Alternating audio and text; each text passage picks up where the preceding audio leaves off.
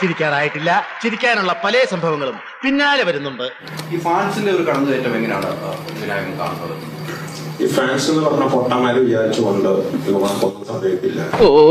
പൊതുവാൾജി എനിക്കിനെ ചോര കളക്കണ്ടട്ടാ. കൂൾ ഡൗൺ കാർബി, കൂൾ ഡൗൺ. ഇവിടുത്തെ ഒരു മഹാനാടിന്റെ പടം 1.5 കോടി. ഞാൻ നേഷൻ നമ്മളാണ് പടം തുടങ്ങിയത് 12 ഇന്റർവൽ ആയപ്പോ 1.5 ആൾക്കാരെ ഓടിയെന്നാണ് ഈ പറയണത്.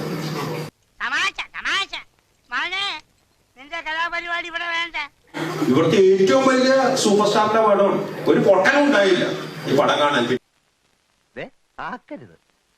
ഞാൻ വീണ്ടും പറയാം, ഈ ഫാൻസ് വിചാരിച്ചത് കൊണ്ട് ഇവിടെ ഒരു പടം നന്നാകാനും പോകുന്നില്ല, ഇവിടെ ഒരു പടം ചീത്തയാകാനും പോകുന്നില്ല.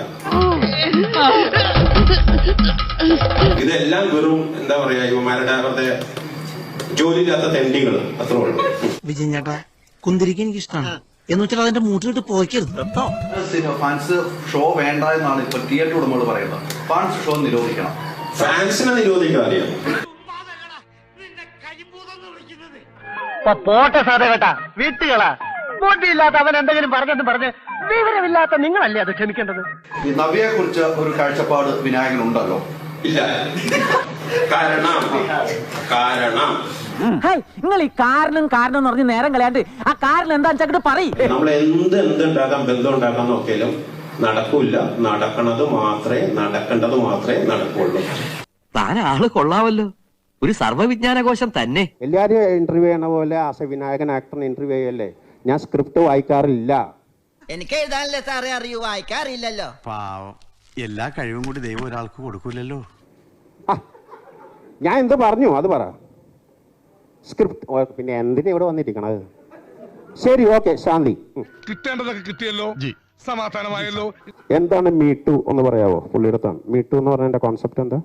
ചർച്ച ചെയ്യാതെ ഒരു തീരുമാനം എടുക്കാൻ പറ്റില്ല. ഞാൻ ചോദിക്കട്ടെ, എനിക്കൊരു പെണ്ണായിട്ട് എനിക്ക് ശാരീരിക ബന്ധത്തിൽ ഏർപ്പെടണം. പറയാലോ, ഞാനൊരു സ്ത്രീലമ്പടന. ശാരീരിക ബന്ധത്തിൽ ഏർപ്പെടണമെങ്കിൽ നിങ്ങൾ ആ പെണ്ണിനോട് എന്ത് പറയും? അങ്ങനെ കാണിക്കോ? അത് ചോദിക്കത്തക്കുള്ള ഒരു ബന്ധം നമ്മൾ തമ്മിൽ ഉരുത്തിരിഞ്ഞ് വരട്ടെ, എന്നിട്ട് ചോദിക്കാം.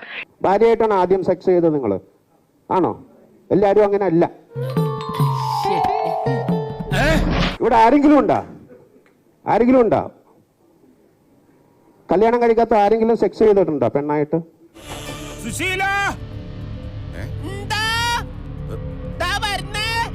എല്ലാരും വിളിച്ചു.